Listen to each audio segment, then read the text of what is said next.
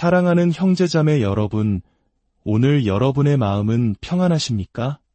혹시 지금 여러분의 삶이 거대한 벽에 가로막힌 것처럼 느껴지지는 않으신가요? 나는 절대 변하지 않을 거야. 이 힘든 상황은 영원히 끝나지 않을 거야. 와 같은 생각이 마음속 깊은 곳에서 메아리 치고 있지는 않으신지요? 우리는 때로 삶의 무게에 짓눌려 모든 것이 정해진 운명처럼 느껴지는 순간을 마주합니다. 이것을 숙명론이라고 부릅니다. 내 의지나 노력으로는 아무것도 바꿀 수 없다는 깊은 무력감. 내 인생, 내 가족, 내 직장, 심지어 이 사회와 국가마저도 절망의 굴레에 갇혀버린 듯한 느낌. 이것이야말로 우리의 영혼을 가장 병들게 하는 생각일 것입니다. 하지만 오늘 우리가 함께 나눌 이야기는 바로 그 숙명론이야말로 살아계신 하나님 앞에서는 아무런 힘이 없는 거짓임을 선포합니다. 왜냐하면 우리가 믿는 예수님은 죽은 분이 아니시기 때문입니다. 그분은 침묵하거나 무관심한 분도 나약한 분도 아니십니다. 예수님은 지금도 살아계시고 전능하시며 우리의 삶 한가운데로 들어오셔서 모든 것을 바꾸시는 분입니다. 오늘 이 말씀이 여러분의 마음에 새로운 희망의 불씨가 되기를 소망합니다. 잠시 시간을 내어 이 채널을 구독하고 좋아요를 눌러주신다면 이 희망의 메시지가 더 많은 이들에게 전파되는 귀한 도구가 될 것입니다. 여러분의 작은 행동 하나하나가 하나님의 은혜를 나누는 통로가 됨을 믿습니다. 함께 해주시는 모든 분들의 삶에 주님의 놀라운 평강이 함께 하시기를 기도합니다. 성경의 사도행전은 바로 이 살아계신 예수님의 이야기로 가득 차 있습니다. 사도행전은 예수님께서 시작하신 일과 가르침을 지금도 계속해서 행하고 계심을 보여주는 생생한 증거입니다. 특히 오늘 우리가 주목할 부분은 사도행전 9장의 이야기입니다.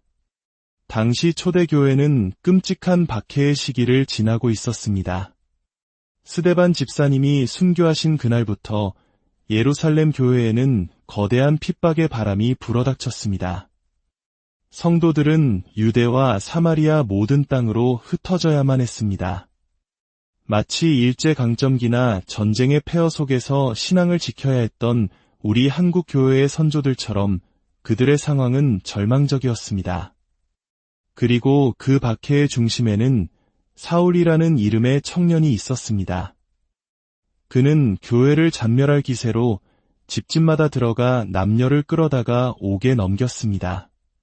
그의 눈에는 살기가 가득했고 예수 믿는 자들을 향한 위협을 쉬지 않았습니다. 만약 우리가 그 시대의 성도였다면 어떤 생각을 했을까요? 거대한 로마 제국이 우리를 반대하고 유대교의 최고 의결기구인 사내들인이 우리를 적대하며 제사장들이 사울에게 권세를 주어 우리를 잡아 가두고 있습니다. 희망은 보이지 않고 사방은 어둡기만 합니다. 이 박해는 주님이 다시 오실 때까지 계속될 거야. 우리는 영원히 이렇게 핍박받으며 살아야 해. 이런 숙명론적인 생각이 들지 않았을까요? 대부분의 사람들은 비관적인 면을 먼저 보고 가장 어두운 시나리오를 그리곤 합니다. 상황은 절대 나아지지 않을 거야. 이것이 인간의 연약한 본성입니다. 그러나 사도행전은 그것이 결코 사실이 아니라고 외치고 있습니다. 바로 그때 아무도 예상하지 못한 순간에 예수님께서 직접 개입하십니다. 예수님은 이 절망적인 상황을 뒤집기 위해 누구를 선택하셨을까요? 가장 강력한 지도자나 부유한 후원자가 아니었습니다. 놀랍게도 예수님은 교회의 가장 큰 박해자, 원수 중의 원수인 사울을 선택하셨습니다. 예수님은 다메섹으로 향하던 사울의 길을 막아서시고 단 한순간에 그의 인생을 180도 뒤집어 놓으셨습니다. 교회를 사냥하던 사냥꾼이 이제는 복음을 위해 사냥당하는 자가 되었습니다. 박해하던 자가 박해받는 자가 되었고 살기등등하던 자가 훗날 복음을 위해 기꺼이 죽임을 당하는 자가 되었습니다. 이것이 바로 예수님께서 일하시는 방식입니다. 그분은 우리의 상상을 뛰어넘는 분입니다. 단순히 문제를 해결하는 것을 넘어 문제의 근원 자체를 가장 강력한 해결의 도구로 바꾸십니다. 박해자 사울을 복음의 위대한 사도 바울로 변화시킨 이 사건은 인간의 역사상 가장 위대한 역전의 드라마였습니다. 이 극적인 반전의 결과는 무엇이었을까요? 사도행전 9장 31절은 이렇게 기록합니다. 그리하여 온 유대와 갈릴리와 사마리아 교회가 평안하여 든든히 서가고 주를 경외함과 성령의 위로로 진행하여 수가 더 많아지니라. 아무도 꿈꾸지 못했던 평화가 찾아왔습니다.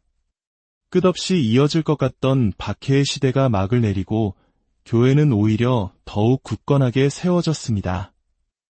이것이 바로 살아계신 예수님께서 행하시는 일입니다. 사랑하는 여러분, 이 이야기는 2000년 전의 기록으로만 남아있는 것이 아닙니다. 사울을 바울로 바꾸신 예수님은 오늘날에도 똑같이 살아 역사하십니다. 그분은 여전히 이 세상을 놀라운 방식으로 뒤집고 계십니다. 불과 수십 년 전 철의 장막이라 불리며 복음이 들어갈 수 없을 것 같았던 구소련 연방이 무너질 것이라고 누가 상상이나 했겠습니까?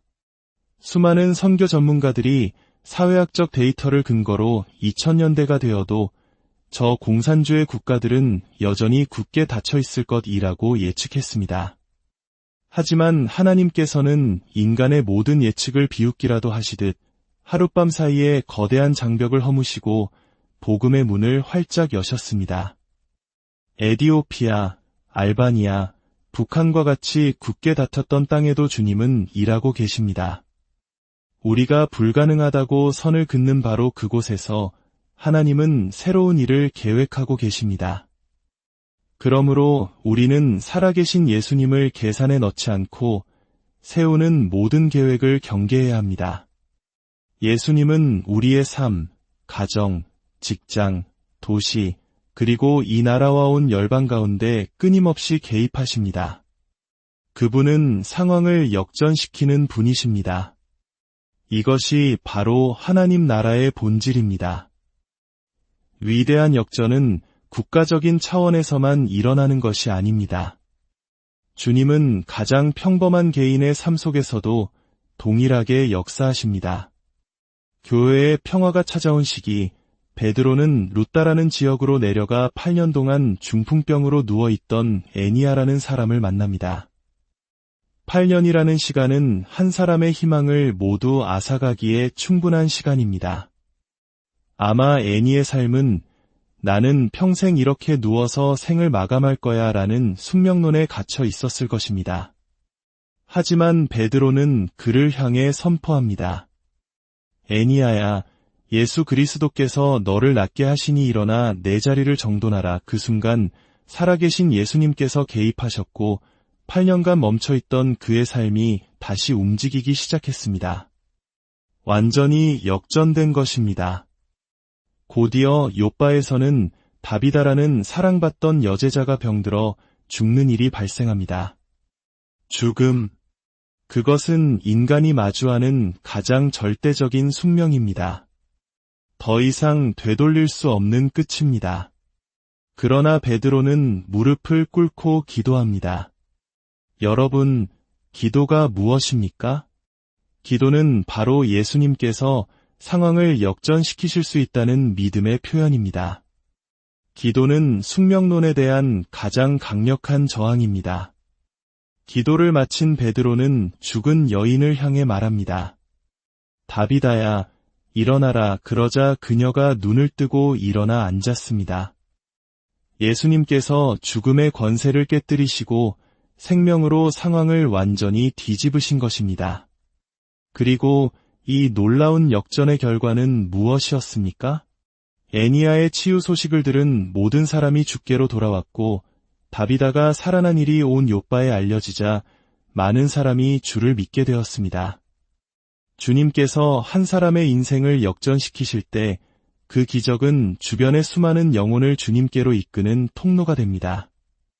사랑하는 여러분, 주님은 오늘 우리의 삶에도 이와 같은 놀라운 역전을 계획하고 계십니다. 지금 여러분을 짓누르는 문제가 무엇입니까? 깨어진 관계입니까? 끝없는 재정적 어려움입니까? 깊은 마음의 병입니까? 아니면 벗어날 수 없을 것 같은 죄의 습관입니까? 그 어떤 상황이라도 이건 절대 변하지 않을 거야 라고 단정 짓지 마십시오. 그것은 살아계신 하나님을 무시하는 실천적 무신론과 같습니다. 대신 우리는 기대하는 열린 마음을 가져야 합니다. 우리 주님은 지루하거나 예측 가능한 분이 아니십니다. 그분은 우리를 놀라게 하시기를 즐겨하시는 분입니다. 그렇다면 우리는 어떤 자세로 살아가야 할까요? 사도행전 9장 31절의 후반부가 그 답을 제시합니다. 교회는 주를 경외함과 성령의 위로로 진행되었습니다. 경외함과 위로. 이 두 단어는 서로 반대되는 것처럼 보이지 않습니까? 두려움과 편안함이 어떻게 공존할 수 있을까요? 여기에 놀라운 비밀이 있습니다. 우리가 가져야 할 자세는 마치 태풍의 눈 안에 거하는 것과 같습니다. 태풍은 시속 200km가 넘는 강력한 바람으로 모든 것을 파괴하는 무시무시한 힘을 가지고 있습니다. 이것이 바로 주를 경외함입니다. 하나님의 무한한 거룩함과 전능하심, 그리고 언제든 우리의 삶에 개입하여 모든 것을 뒤엎으실 수 있는 그분의 주권을 인정하며 두렵고 떨리는 마음으로 그분 앞에 서는 것입니다. 하나님을 가볍게 여기거나 함부로 대해서는 안 됩니다. 그분의 위대하심 앞에 우리는 잠잠히 엎드려야 합니다. 그러나 바로 그 무시무시한 태풍의 한가운데에는 태풍의 눈이라고 불리는 고요한 공간이 있습니다. 그곳은 비 한 방울 내리지 않고 바람 한 점 없이 평온하며 맑고 푸른 하늘이 보이기도 합니다. 이것이 바로 성령님의 위로입니다. 우리를 둘러싼 하나님의 전능하신 힘이 우리를 파괴하는 것이 아니라 오히려 우리를 안전하게 보호하는 사랑의 울타리가 되어주는 것입니다. 그분의 강한 팔이 우리를 품어 안으실 때 우리는 세상이 줄 수 없는 평안과 위로를 경험하게 됩니다. 하나님의 전능하심에 대한 경외심과 그분의 품 안에서 누리는 성령님의 깊은 위로. 이 두 가지가 우리의 삶 속에서 조화를 이룰 때 바로 그때 예수님께서 우리의 삶에 개입하셔서 모든 것을 역전시키십니다. 사랑하는 형제자매 여러분, 더 이상 숙명론의 사슬에 묶여 살지 마십시오. 오늘 태풍의 눈과 같은 주님의 임재 안으로 들어가십시오. 그분의 사랑과 돌보심의 고요한 중심에서 쉬십시오. 동시에 그분의 거룩한 권능의 바람 앞에서 겸손히 떨림으로 서십시오. 그리고 기대하십시오. 열린 마음으로 깨어 있으십시오. 주님께서 반드시 여러분의 삶에 개입하셔서 여러분의 상상을 뛰어넘는 놀라운 방법으로 모든 것을 역전시키실 것입니다. 여러분의 가장 큰 절망이 가장 위대한 간증이 되게 하실 것입니다.